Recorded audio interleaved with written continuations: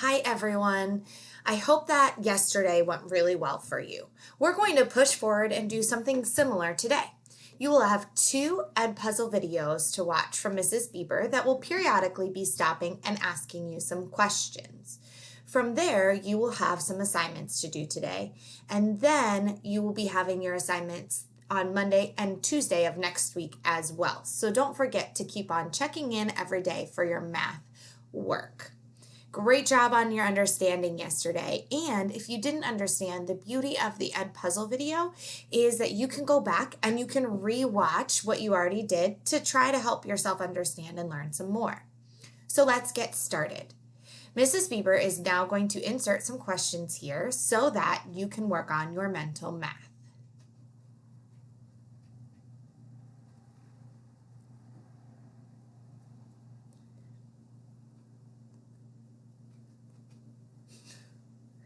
Just putting things out there.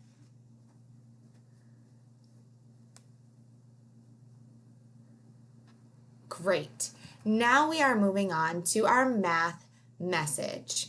In our math message, it's going to be a little bit more of an in-depth question. Take a little bit of time to think about it, and then please answer.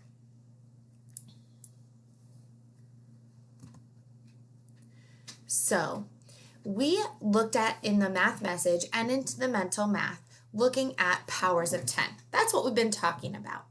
But if you look at a problem like 5 times 40 or 50 times 40, they are actually called extended multiplication facts. Why, you might ask? They are called that because they are basic multiplication facts and they are made a little bit longer. They are extended. So let's take a look at this. We have our basic facts like 5 times 4.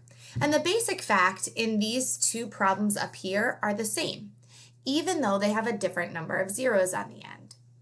The basic fact that you can use to help you solve 5 times 40 is 5 times 4. What is 5 times 4? That's right. If you said 20, you were correct. 5 times 4 is 20. So if we were solving a problem like 5 times 40, we would need to identify our basic fact. Then we would need to see how many zeros are at the end of numbers in our problem. So let's look at our problem. 5 times 40. How many zeros are in this problem that are at the end of the number? That's right, 1. So you need to add 1 zero in your answer. 5 times 40 is going to be 200. 50 times 40 is going to work very similarly. So if I have 50 times 40, remember my step 1 is going to be to identify the basic fact. Same basic fact as before, 5 times 4. So what is 5 times 4? Same thing as it was before, 20. Then I need to count how many zeros are at the end of numbers in my problem. The number of zeros at the end of the problem might change. In this case, we have 1 here and 1 here. So that means there are 2 zeros at the end of numbers in my problem. And that means we need to add 2 to the end of our answer. So 50 times 40 is going to be 2,000. This can actually work with other problems too. Let's take a look at it. So this problem, I have 300 times 3,000. First step, identify the basic fact. What is it?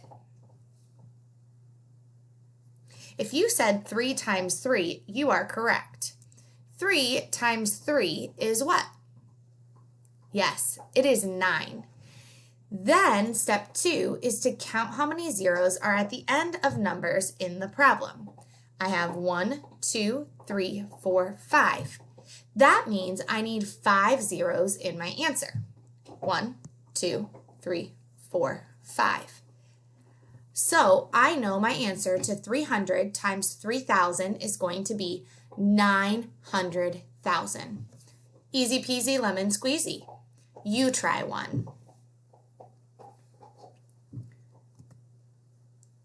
So these can help us, extended multiplication facts can help us Estimate if an answer to a multiplication problem is reasonable.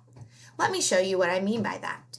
So let's say I have this problem. Feel free to read it with me. Miles solved 492 and times 63 and got 480,992. Is Miles' answer reasonable? I don't actually have to solve this problem to figure that out. I can round and estimate. I know that 492 is super close to 500. I know that 63 is super close to 60. And I can use my extended multiplication facts to help me figure out the answer to that. First, I need to identify my basic fact. My basic fact is going to be 5 times 6. It's all of the non-zero numbers that I see in the problem. So 5 times 6 is 30. Step 2 is to count how many zeros I see at the end of the numbers in the problem. 1, 2, 3. So I know that I need to add 3 zeros to my answer. So I am estimating Miles should have gotten an answer somewhere around 30,000. Instead, the problem says he got an answer that was 480,000. That is not reasonable. They are over 10 times the amount off. Let's see if we can do one together. Let's read it. Jenna multiplied 72 times 689 and got 490,608. Is Jenna's answer reasonable? Do you actually have to solve this problem in order to figure out if her answer is reasonable? No, you don't. All you need to do is round and estimate. So, if I was going to round 72 to the nearest 10, what would I get? Yes, that's right, you would get 70. And if I were going to round 689 to the nearest 100, what would I get? If you said 700, you're absolutely on the right track. Now remember, to solve this problem, the first step is, yes, the first step is going to be to identify the basic fact. What is the basic fact here? 7 times 7. 7 times 7 is 49. What is step 2? Step 2 is then to count the number of zeros in the problem. I have 3 zeros at the end of numbers in the problem, so I am going to have 3 zeros at the end of the number in the answer. So her answer should have been 49,000 or somewhere around there. And instead, she got 490,000. Those two are not at all the same, so her answer is not reasonable. Now, you are going to try 2 problems that Mrs. Bieber puts on the answers. Go ahead and do that now.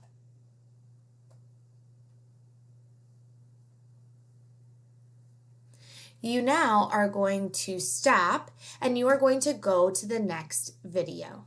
Great job!